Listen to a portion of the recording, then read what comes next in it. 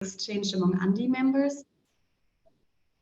Sorry, but also a virtual a matchmaking event of entrepreneurs, support organizations, and IT providers or technical experts. So, but now, why did we support this research in the first place? So, as everyone here, we all saw us confronted with the huge impact COVID-19 had on all of us and on entrepreneurial ecosystems.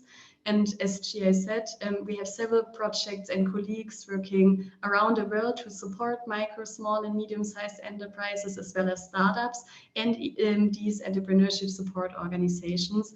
And we all noticed that these institutions had no choice but to offer their services online. And we wanted to see the impact that digitalizing these services has on them, has on the target group, understand what worked well, what doesn't.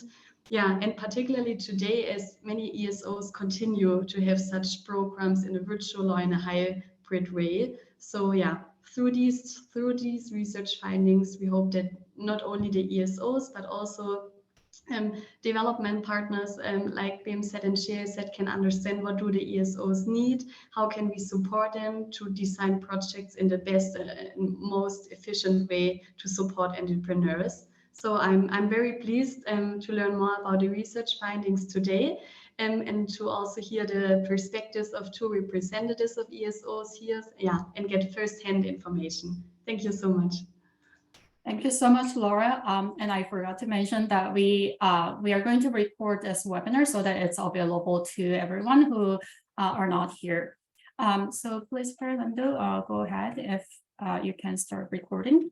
And I also want to introduce myself as a research manager at ANDE and Fernando as a research analyst at ANDE, and we both worked on the research report that we are going to present in the webinar.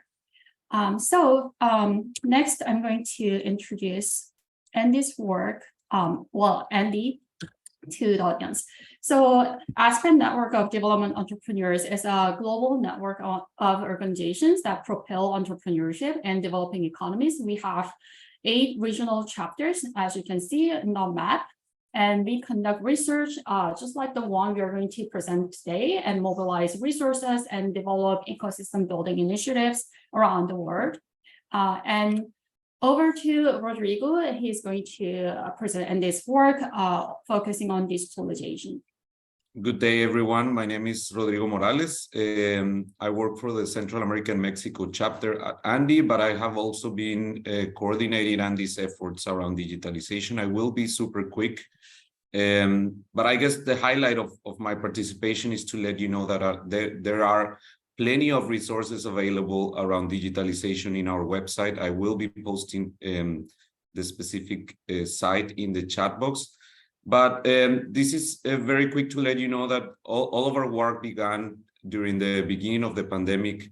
ANDE members and all organizations and entrepreneurs were caught unprepared to operate online, and therefore they needed to rush for a proper digital transformation. And therefore, we began with a guideline together with Dahlberg and Argyrius that classifies the archetypes, the different degrees of maturity of digitalization of entrepreneurs of organizations, but also provides with perspectives and tools and success stories of organizations. So that's highly recommendable to go through. Then, in order to begin our proper work around the digitalization, which ended in the learning labs, we worked together with Accenture Development Partnerships and came up with content for learning labs, which is more of a step 0 of our design approach. The materials are actually available also, so feel free to look for them in our website or reach us. So the content for the learning labs, which took place in 2021, but were replicated in Africa last year, are sort of a step 0 and a design approach with exercises like value proposition, user journey, and agile methodologies. And well, we also had matchmaking events, which Laura just mentioned also. And this had the objectives to connect digital solution suppliers with ESOs. We also have available an assessment tool online, publicly free, in which you can answer this survey. The results will let you know the degree of maturity of your organization around digitalization, but also provide with action items in order to follow up with that digital transformation. So I will finish by letting you know of a very exciting project that's taking place this year with GIZ's Digital Transformation Center. We're actually figuring out what the intersection between sustainability and digital transformation means for the ecosystem. But once we do that, we're also going to train 100 ESOs on the matter. So I will pass it on to Sang-Eon, and I will provide the link with more information on the chat box. All right, thank you so much for that introduction, Rodrigo. Okay, so moving on to the research key findings from our research report. So we recently, at the end of February, we launched a report called Going Digital, exploring the value of virtual entrepreneur support in Africa. I'm going to brief about those key findings. So as Laura and Rodrigo mentioned, a lot of things went virtual because of the pandemic. You all remember that in 2020, the outbreak of the pandemic. So everything went virtual, including entrepreneur support programs.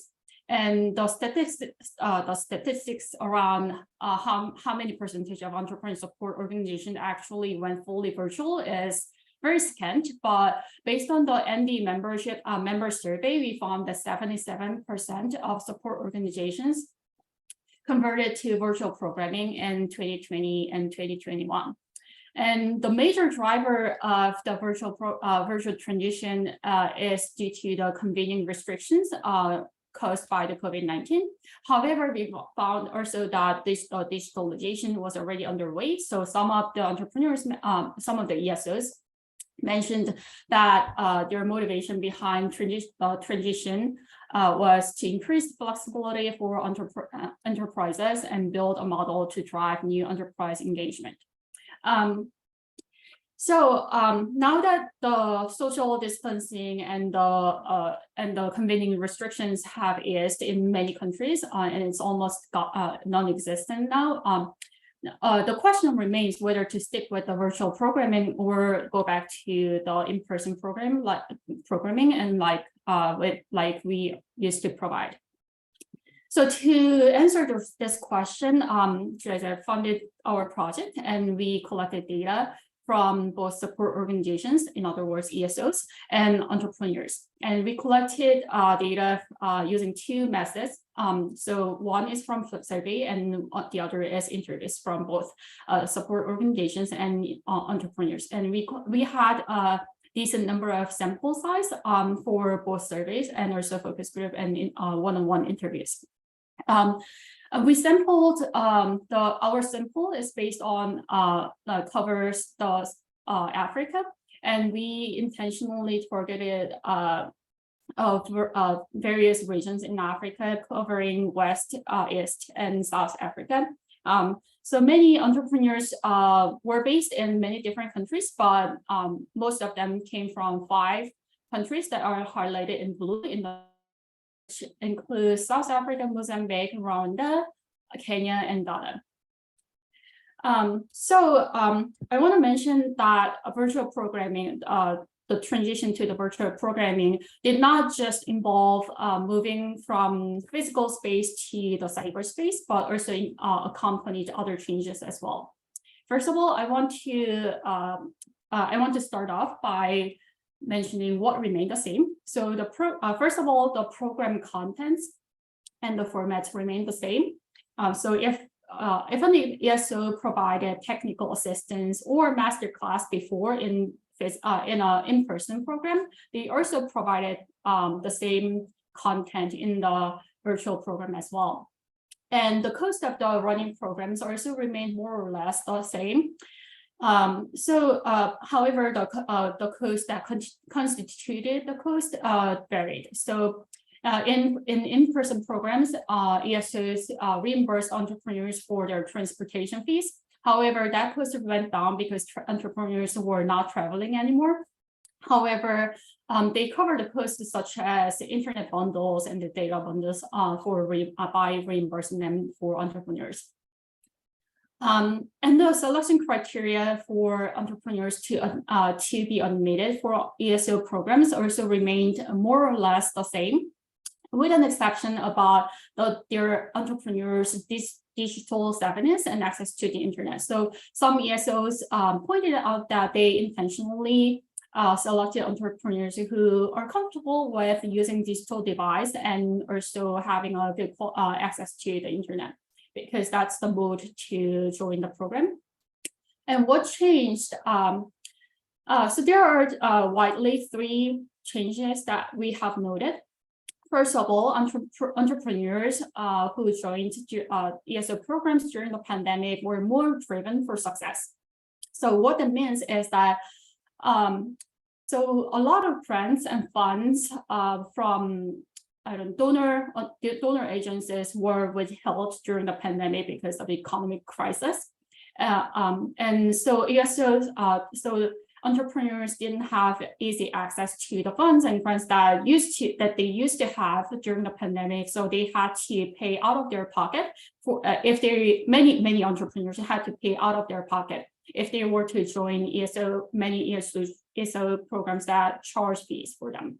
So, which means that entrepreneurs who were still joining ESO programs during the pandemic were willing to bear the cost, and so they were more driven to join these programs than other entrepreneurs who were joining with grant funding. And another change that we noticed is the number of applications.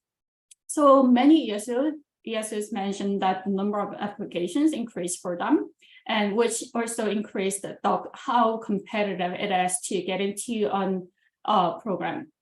And lastly, we also want to mention the number of women applicants and graduates have increased in ESO programs, which is a very positive change that in terms of the gender equality. And there are some mixed changes as well.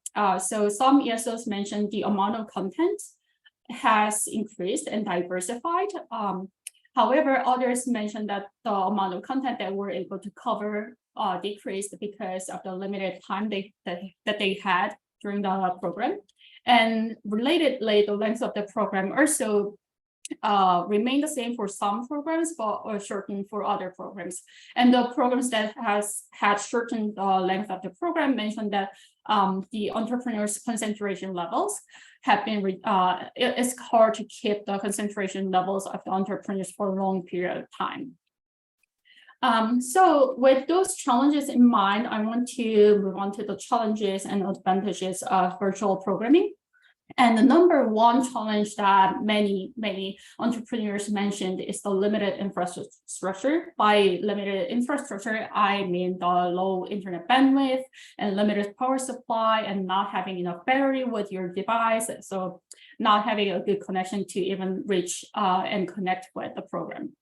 And other challenges are difficulty managing work-life balance, high cost of internet at home, and there are many other challenges. But I also want to highlight that 20% of entrepreneurs in our survey mentioned that there were no challenges with a virtual program at all. They didn't name any challenge. So so that kind of highlights the kind of positive side of virtual programming. And then additionally, I would want to mention that was not noted from our survey data, excuse me. But so a lot of interviewees mentioned the lack of entrepreneurs' active participation as one of the challenges. So some ESOs, as well as entrepreneurs, mentioned that fellow entrepreneurs or entrepreneurs who participate in their program were not actively participating when they were supposed to participate. So that was a challenge to elicit that. And the last challenge that was noted is coaches' varying degrees of experience with digital tools. So ESOs would make many various digital tools available to coaches and mentors. However, it's really up to coaches and mentors whether to adopt and utilize these tools. And so it's really, the experience have varied a lot. And moving on to the advantages, the number one advantage mentioned was the reduced travel cost to attend the face-to-face program, and the ability, following that was the ability to join a program in different time zones and locations, and having to access to experts in different locations and time zones as well. Overall, entrepreneurs reported many more benefits than challenges, and the numbers in the brackets are the number of challenges and advantages that entrepreneurs mentioned on average. And also, I want to highlight entrepreneurs in peripheral regions are the strongest advocates of virtual programming. And this is important because you might think that entrepreneurs in peripheral regions might have not as good internet access to the internet as entrepreneurs in the urban areas. However, despite those challenges, they're the stalwart of the virtual programming. And the reason being that if it were not for virtual programming, it would have been really, really hard for them to even join the ESL program.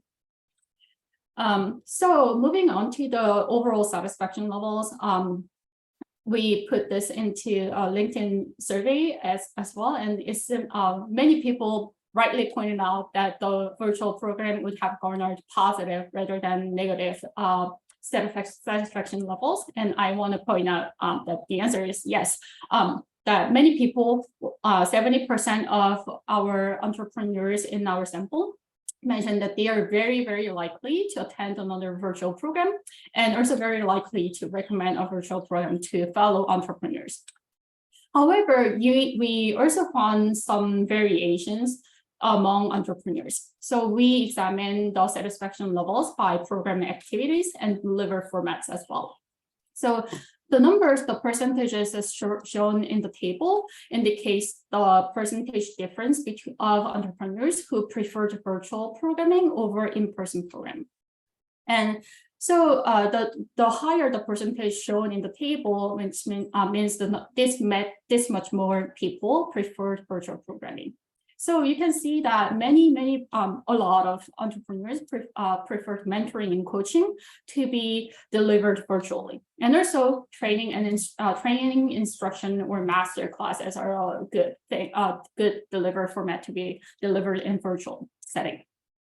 However, you can see it and in the bottom, peer networking and group collaboration work. So only 2% of people and 3% of people respectively preferred virtual programming for peer networking and group collaboration work as opposed to the in-person program, which is kind of like they're showing their indifference and ambivalence on the delivery mode. So, and also in our report, we examine the satisfaction levels by different organizations without revealing their identity. And we show that we found that organizations that received more positive feedback pioneered new approaches, such as matching entrepreneurs one-on-one for peer networking, or offering psychological consultations for women entrepreneurs, because women entrepreneurs tend to juggle a lot more things between their responsibilities at home and work. Next, the last analysis that we did is delving really into the divergent satisfaction levels and delving into the factors that explain these divergent satisfaction levels. It's still exploratory, it's not causal. So we can say this A causes B, but we found a pattern. So compared to men, women entrepreneurs are less likely to join another virtual program, but they're just as likely to recommend virtual programs to fellow entrepreneurs. And having better quality internet is associated with a greater willingness to join a similar program. It might be just that people with a better quality internet just have a better smooth and experience during the entire programming. And entrepreneurs' satisfaction levels with mentoring and coaching activities or masterclass sessions are associated with general satisfaction levels. So in conclusion, we suggest a few things to consider for ESOs when they're implementing virtual or hybrid formats. We found that accelerators that gathered highly positive evaluations made mentors and coaches more available to entrepreneurs by having them track entrepreneurs' progress in the program. They also made masterclass and training sessions recorded and have these recordings available and have entrepreneurs complete them on their own time. They also allowed entrepreneurs to pre-record their pitches. So pitches are really important for entrepreneurs in their entrepreneurial journey. So easing their nerves by having them record has gathered a lot of highly positive reviews. Lastly, one ESO actually offered one-on-one matching among entrepreneurs for peer networking and group sessions, and this ESO garnered really high positive feedback from entrepreneurs in general. So that's a wrap for the key findings from the research, and you can learn more about it from about ANDE's work and our report at this website, and I'm going to drop this link at the chat box as well. So I'll wrap it up here and hand it over to Fernando, who will moderate the panel discussion. This is great. Yes, please. Sorry, just one more. If you have any questions, we'll save the questions to the end of this or you can drop the question on the chat. Yeah, that's great. Thank you, Sang-Yeon. And I think, well, thank you for that presentation on the work that we have done in partnership with GIZ. I think it's very insightful, and now we're gonna move on to our next section within this webinar. I'm happy to say that we have over 100 participants in this call, so we definitely appreciate everybody's time and interest in the topic. So we're basically going to have two more quick sections about on this webinar. The next one is the panel discussion, and like Sang-Yeon just said, after that we're gonna try to allocate a little bit of time to get some questions from the audience, so you can type them in here, and I think they are already arriving. And but yeah, we're gonna kind of take it until kind of the last part in our webinar. So well, we're gonna have the great opportunity to hear the experts in the field. I want to welcome again. I'm gonna go first with Lisa, because you're next to me on my screen. Lisa Kimondo is product manager for small and medium enterprises programs at the African Management Institute. But I want to give you a little bit more background and information about Lisa, a little bit about her professional background. Lisa Kimondo, a product manager with over 7 years of experience in EdTech at the African Management Institute, AMI. She manages AMI's entrepreneurship portfolio, where she focuses on understanding the entrepreneurial ecosystem through research and program data insights. Lisa was previously a senior program manager at AMI, where she managed the delivery of one of AMI's largest Pan-African entrepreneurship virtual programs during COVID. In this role, she got firsthand experience interacting with the entrepreneurs, understanding what works virtually and what could be improved. So I want to say, well, welcome again, Lisa. And I want to introduce now Empo Muniai. Empo Muniai is a project coordinator at Zvoli Growth Partners. Empo is an experienced project coordinator with a strong background in enterprise and supplier development. This is the acronym of that is ESD. With over 3 years of experience, Empo has coordinated and managed virtual ESD programs, ensuring successful delivery through the development of project plans, risk management plans, and stakeholder engagement strategies. Empo's expertise in digitalizing entrepreneur support has been instrumental in the success of several virtual ESD programs that he managed and coordinated. Thank you again for joining us today, Empo. So That being said, I'm gonna go ahead and go with the first question. Kind of the idea here, of course, is for you to elaborate a little bit on each question. But if you want to kind of interact with each other and kind of provide feedback to one another, that'll be great. That is definitely welcome. So my first question to you two guys is the following. Our research revealed that virtual entrepreneur support programs were quite positively received by participants. Was this your experience in offering virtual support programs as well? And can you speak to what did and what didn't work in this transition and how that has informed your programming moving forward? To any of you. Sure, I could kick us off. Thanks, Fernando, for welcoming us here, and excited to have everyone on board and excited for this conversation so that we can continue to learn and grow from one another. So at AMI, definitely we did see that the virtual program really worked for us, and that's because we adapted our methodology to suit the virtual approach. So what worked for us is that now we ended up having a bigger reach. So you're ending up now interacting with entrepreneurs who, first of all, are maybe in the rural areas, the periphery regions that Samir was talking about in the report, who are engaged in these virtual programs. They don't have to travel to actually come for the sessions. Then you also have the Pan-African side of it, where now you can have a program that has someone from Kenya, someone from Nigeria, someone from Egypt, all coming together just to learn from one another. So we did see it work with regards to reach, with regards to also giving them the flexibility to be able to listen in on the sessions when they're still within their businesses. So we did see it really work. Some of the challenges that we saw by running virtual programs was, of course, now in the rural areas, yes, you are reaching people in the rural areas, but there's a tech hindrance. So the low internet bandwidth connection. So you'll find people dropping off and on. So that's that part. The second part is also like some of them don't even know how to interact with Zoom. So how do you even get it? For example, that's the platform that you're using. So how do you get them to unmute the mic, switch on your video, switch off, interact in breakout rooms? So those are some of the challenges that we encountered, and how we combated that was having Zoom guides. So before you begin the session, we can send you a PDF of how to then go about Zoom. If that's a challenge, we can call you up and just guide you on how to go to the Zoom platform. The second thing was also, I know as we mentioned in the report, was regards to multitasking. So you're finding entrepreneurs are there, but they're not there. So they're in the session, but then they're not really listening in. So how we brought them back at AMI is making sure that the sessions that we have, the live cohort sessions that we have, are very interactive. So we did have breakout rooms that were engaging and conversing about what has just been talked about. So you found it as a way as entrepreneurs being pulled back into the conversation, because you go in the breakout room, they're like, okay, so what are we talking about?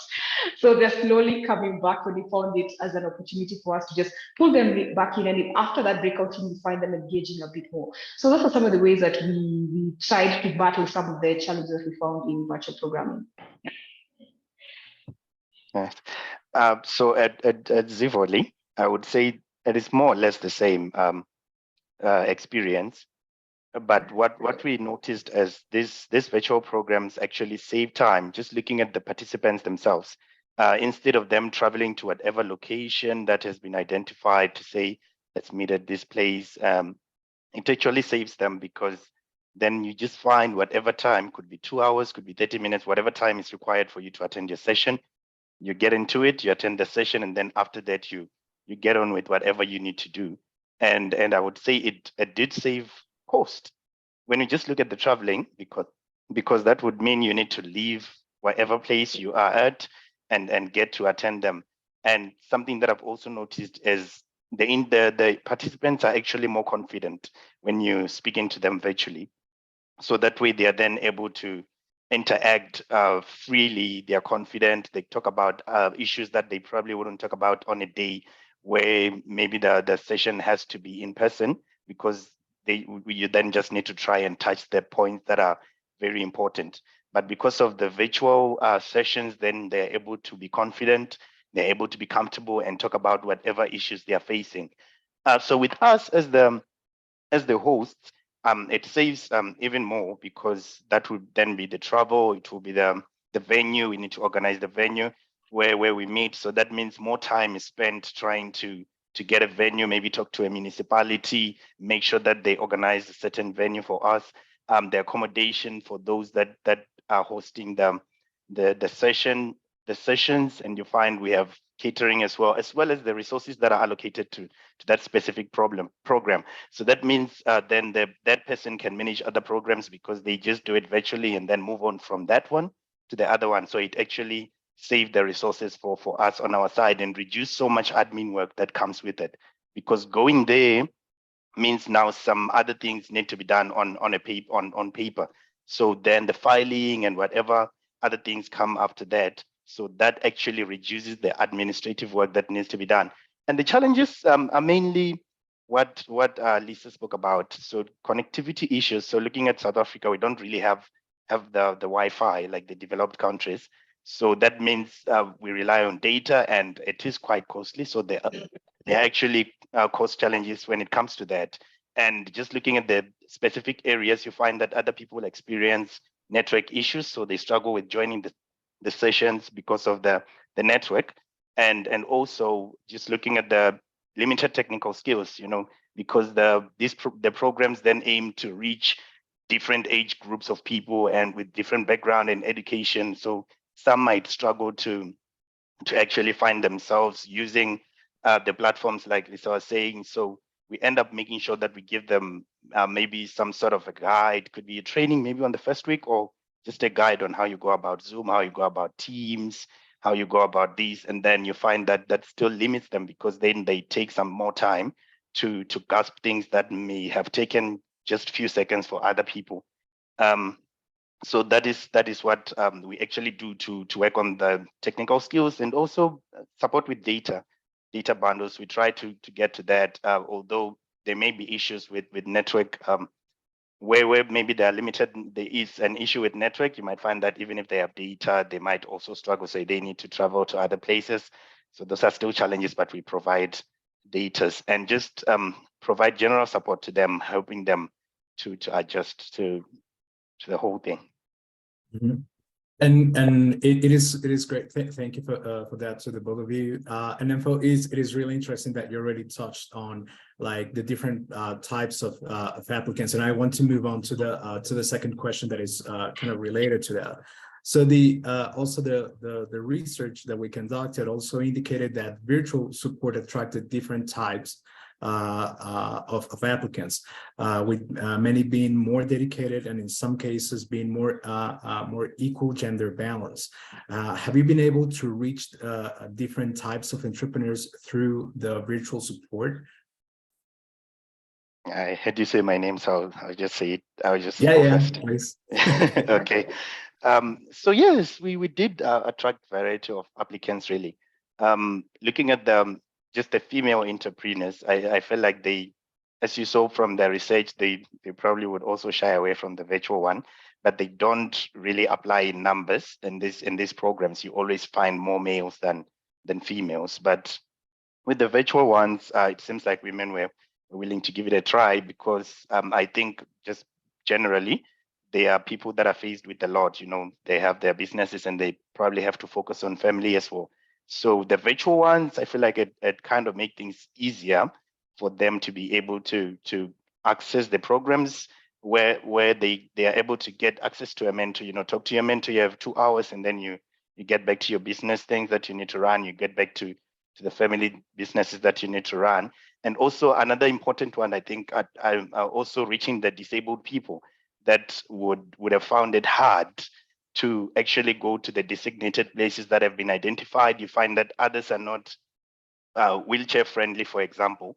So that means they will then struggle to have access, or there need to be additional support that needs to be provided to them. But from the comfort of their home or their offices or wherever they're operating from, then they're able to join the program, meet with the mentor without any hassle or any additional thing that needs to be done. So I would say we actually the reach was quite good. And the elderly people, you get to see that there are older people that are also in businesses. You might find that they probably would have struggled with the driving and just get tired along the way. Then they are able to, from the comfort of their home, just take part in the virtual programs. And with maybe gender balance, to add to that, I think women actually see the program through in large number than males. Although the males are more, maybe that could be another reason why the dropout rate on females is low. But you actually see that it's quite 10:1. So I would say with that, then it shows that maybe they are more dedicated when they on this kind of programs. Great. Thank you, Info. And Lisa, do you have a similar experience, or what is your experience about being able to reach different entrepreneurs through virtual support programs? Yeah, I definitely agree with everything Paul said. You still see a lot of more male applicants and female, but we do have specific programs that we do see, again, the graduation rate of women is more. But again, it goes back to, it's just a balance of numbers. And like also on top of that, now for AMI, one of the benefits that we had is that we'd always been a blended program. So we always found like we still had a huge number of women applicants. So that was very helpful for us. So even in the transition, it still just carried through. The main change that I could say we have seen as an organization is that it's become more Pan-African. So for example, one of the programs that we're running right now has participants from about 24 countries in it. That's not something we would have seen before, in the previous way of doing things. But now with it being virtual, you're getting to have entrepreneurs from different markets coming to interact. You're seeing networks building up in the sense of if I'm Kenyan and I've been thinking about expanding into Nigeria, we are seeing connections happening. You're also seeing experience and knowledge traversing geographies. So it's definitely just an amazing experience to see.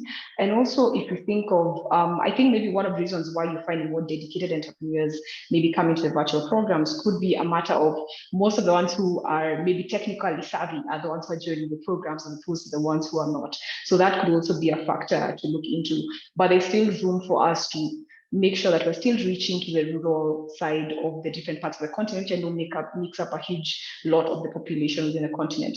So thinking about how can we create guides, does it mean that we have one in-person training session from the beginning where we train you on how to use Zoom, we train you on how to use our platforms, and then leave you to now engage into the digital side of things. So also just thinking about the different ways we could continue to encourage the different segments, because we do find a lot of people in this rural area still interested in joining our programs, because we have one of our programs called Grow Your Business, where we have participants from Nairobi. It's Kenya-based. You have participants from Nairobi, from Mombasa, from Kisumu, all attending this session. And that's not something we would have seen before because of the travel implications. So we are seeing a lot of different people being reached, and it's really encouraging a lot of participation, a lot of exchange of ideas, and just a lot of growth together. Yeah.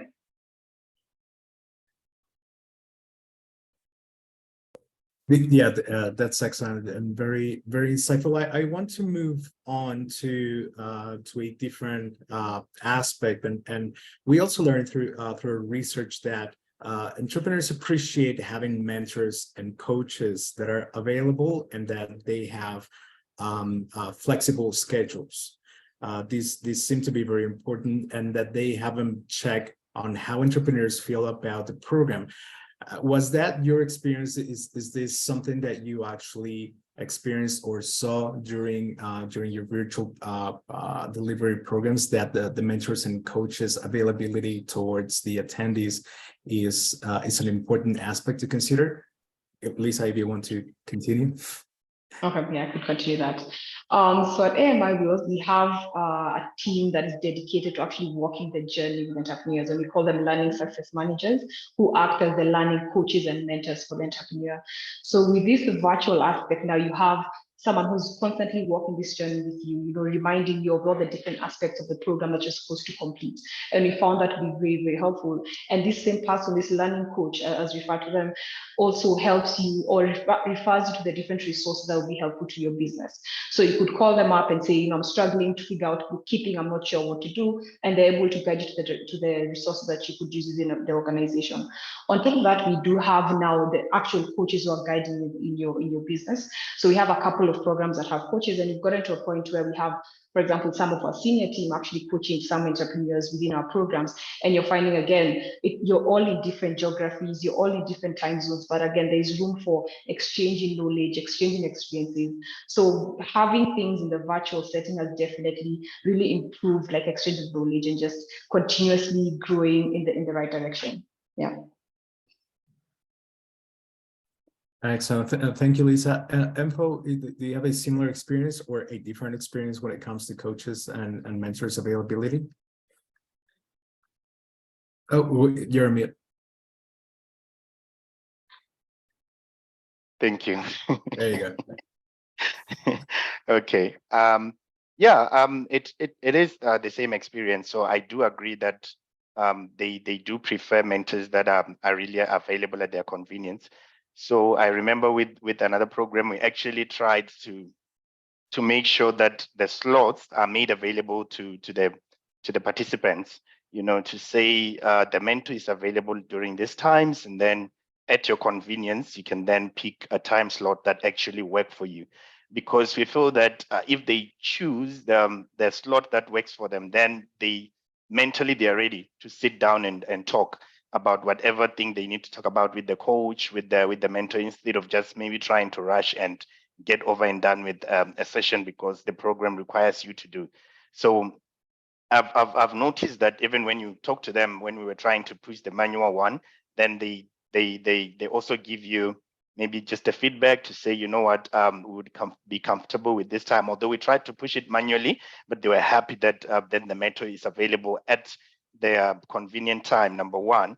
And then the flexible one, then I generally think it helps because then it allows them to meet with the mentor more than once. You find that there are entrepreneurs that are like, can I speak to a specific mentor, just so that we can talk about 1, 2, 3, 4, 5 that I actually went through, and I think that I should talk to the mentor about it just to see if there's a way that they can come up with to solve this. So from that experience and those conversations, then you get to notice that they really appreciate having the mentors that are actually flexible schedules. Just looking at the fact that they might be able to have more than one session, and the fact that it allows them to have those sessions when they are mentally ready to actually go through the sessions and not be in a rush for something else, then it actually helps. So they really do appreciate it. Okay, no, that is excellent. I'm afraid we're gonna have to move on to now to the Q&A section. We do have a few more questions. If we have any time, we can definitely circle back on that. But I believe it is really important to hear what we are getting from our attendees, and we appreciate to all the questions that we're getting. I'm gonna kind of bundle this question that is coming from Paul and Iran, and I apologize in advance if I am mispronouncing your names, but they're actually speaking about kind of the same topic. The first question is, what are the best practices to keep entrepreneurs engaged throughout the programs?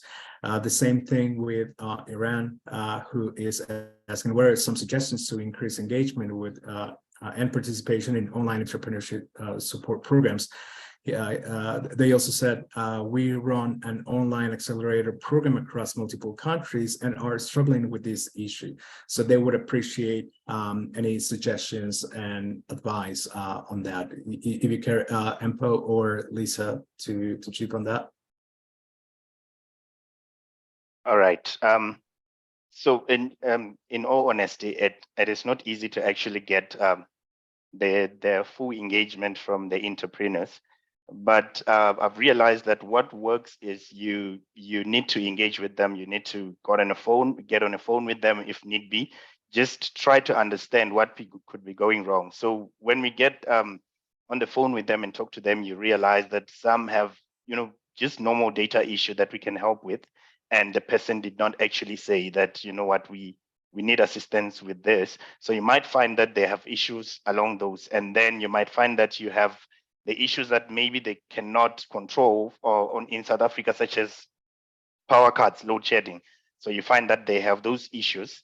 So to increase engagement, I really think you just need to understand what the challenges are.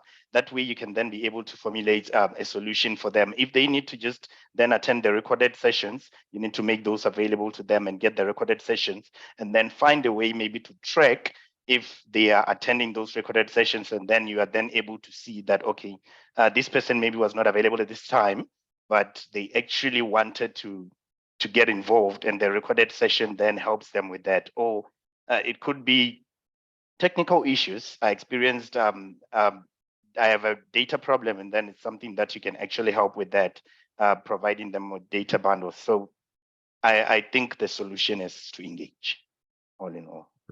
Thank you on that, and if probably in a nutshell can be related to understanding your audience and kind of their circumstances that they're going through, and maybe based on that, adjusting a solution, like tailor a solution based on the circumstances of your audience. Is that right, Empo? Yeah. Lisa, please, you wanna chime in on that? Yeah, I think Paul is definitely on point of that. The personal touch, I think, particularly in virtual programs, is very important. Having someone call you up, asking you how you're doing, how's your business doing. And I know during COVID, there are instances someone has not been showing up for sessions, and you call them and tell you, I got COVID. So it's now more for, okay, how do you support them?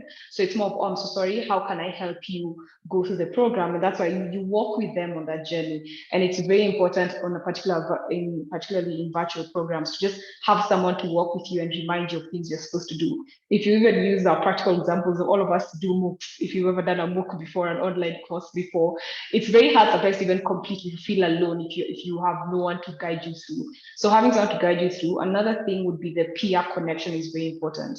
So are you able to just ensure that they connect each other as peers and are able to guide each other through the program and work together? And that's one thing we also do at AMI, and we see it working very, very well. So that would be another thing to do. And the third thing actually just think about is to ensure that what you're sharing with them is very practical and relevant to them, because it could be the disengagement because maybe they don't feel like it's related to their business. So how can you ensure that what you're sharing with them is in line with what they're looking for and in line with their business? So the three key things I would say: the personal touch, the peer connection, and ensure that what you're sharing is practical and relevant to them.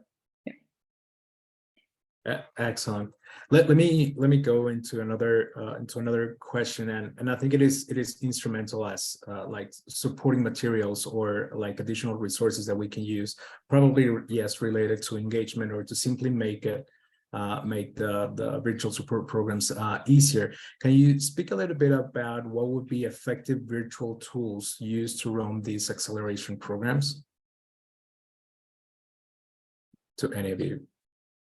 Sorry, ask that again, Fernando. Yeah, the question is about virtual tools, and probably maybe examples can be something really basic or really obvious, like this webinar, like a Zoom type of tool, or whiteboards, some other kind of contribution, collaborative virtual tools of some other kind. There's, like, for example, virtual polls that can be used within the programs and these kind of things. Probably you can tell us a little bit about your experience, or what do you think are the virtual tools that really help you, that are really instrumental through the delivery of the programs. All right. Okay. Oh, sure. Okay. So the first one that I'm thinking about is Accelerator app. So that is the one we use from applications. So we actually send out applications, and then when the participants click on the link, it just takes them to Accelerator app. Then they're able to send their applications, and we also use it for selection, because the adjudicators would then load the questions and everything there. So when there is an interview, presentation-like interview, then we're able to actually mark on that app. And also with the availability slots, you can do that as well, to just say the mentor is available at these times. And then you then choose the slot that works for you. And Teams as quite great. We use Teams to do the virtual mentorship sessions, and then Zoom for other additional trainings. So those tools, I really believe they are very effective, because then you're able to do an all-round thing. You can actually have your end-to-end program just using those tools. Yeah, maybe to add on that, one of the things that also Fernando mentioned was polls. Like during your sessions, are you able to have polls? And I realized one of the things that people enjoy is if you ask a question and then they actually respond, share it with them so they see the reflection of the responses or the group in the responses. So that's really very helpful. Another way is, if you're using an LMS, for example, do you have triggers in the LMS that's telling them, hey, you're 10% done, you're almost there, and things like that, just to encourage them and pull them back into the program. Another thing could also be, are you sending them reminders for the sessions, for example? So do you have calendar reminders that you're always reminding them, hey, you have the session is happening. So there are different triggers within the program period, just ensure that your program is top of mind for them. So there are different ways you could also look at it. Yeah. Excellent. I am just looking that we have just a couple of minutes left. I'm gonna go really quick to the last question, and unfortunately, we'll not be able to go through all the questions that that we're receiving. But let me go with the next one, and it's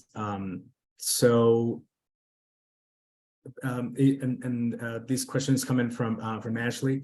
I'm gonna kind of shorten it very quick. So they have often stated that they cannot focus, and they're referring about the attendees of these virtual support programs.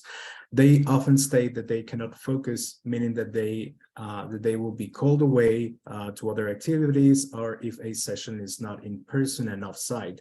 What encouragements do you use to discourage people from multitasking? For people, again, to kind of bring the attention back into the virtual support program. Okay, maybe I could start that off. Yeah, for us from the very beginning, we make sure that you're very clear on what the program is about and what the expectations are. So for example, during a kickoff session, all we're doing is telling about the program, what is expected of you, and what the desired outcome will be if you meet, the XYZ criteria. So one of the things that I would say with that is ensuring that they know why. Why are they actually in the program? Do they actually see the benefit of the program? And just encouraging them to ensure that they connect the dots for themselves. So it's just more them, because I'm assuming by them not concentrating, they ask themselves, okay, why do I need to concentrate? Or how is this important for me? Should I engage the customer, or should I join this session? So these are the different battles that an entrepreneur is having on a day-to-day basis. And so how do you ensure that you show the big picture of the program that you're offering them, or the session that you're offering them, and how it's going to help them even get more customers and continue to grow their businesses? So for me, I'd say the main thing, they're just ensuring that the why is very important. And maybe the tips and tricks could be, when you have a session, go to a quiet room. Are you able to go to a different place so that you're not easily distracted? So just the usual things, like even you as you're working from home, the things that you do, those are some of the tips you could share with them once they understand why this is even important for them in the first place. Yeah, so I agree with Lisa. I really think commitment is very important to entrepreneurs. So they need to know why they are there. And another thing that I think can help is interaction. So make sure you are more interactive with them. Ask questions, ask for comments. Just make it a two-way conversation between you and the participants, because if then it is more of preaching, then it gives room for someone to then focus on something else and miss other aspects. So I think if it is interactive, then it makes it easy for the person to concentrate, because anytime you might ask for something and then they might have to also give their opinion. That's excellent. I'm gonna, I believe, be able to squeeze in really quick a last question, and Paul is also asking about, based on your experience, what is best about content management of the virtual support program? Is it better to be self-paced or instructor led, or a mixed on this? Probably really quick, maybe 1 minute each, if you want to provide some insights on that. Okay, guess off that. So for us, we do a mix actually. So how our program runs is, for example, if you have a phase, we have the first week of the phase that is now instructor-led, where you're coming to the session and you're getting introduced into the phase. Then after that, you now get access to our online platform that is now self-paced. So we have a mix of both, because I feel like the need for direction is very important, so that they know, okay, where am I headed? Where am I doing this? And then it also ensures that you're moving together as a unit. So it also gives a sense of, community, and you're working with other people. So I would say a mix of both, but then it could depend on the program that you're running. Yeah. So I do agree that it depends on the program that you're running. But of course, an instructor will probably have to lead here. But as you proceed, I think it is best to mix it. Let everyone be part of it. I think that works best. Okay, that is excellent. Well, I cannot thank you enough for this really valuable insight, your time and participation to for all of you. We're going to be concluding this section here, and well, I'm gonna get back to you, Sangeon, if you want to provide some last remarks. Yes, thank you so much for all of the panelists and the participants for joining and engaging the discussion. Thank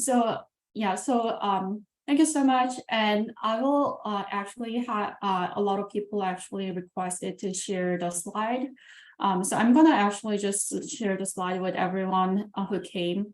And the webinar is recorded, and the webinar will also share the link of the webinar once it goes public with everyone. Okay, thank you so much, Anko and Lisa, for a very constructive discussion, and Laura for engaging and opening the webinar with a really motivating speech, and Rodrigo for introducing the ANDE work. Thank you so much, and Fernando has been really the wheelhouse for the webinar to get going. Thank you so much, and yeah, and everyone for keep be update.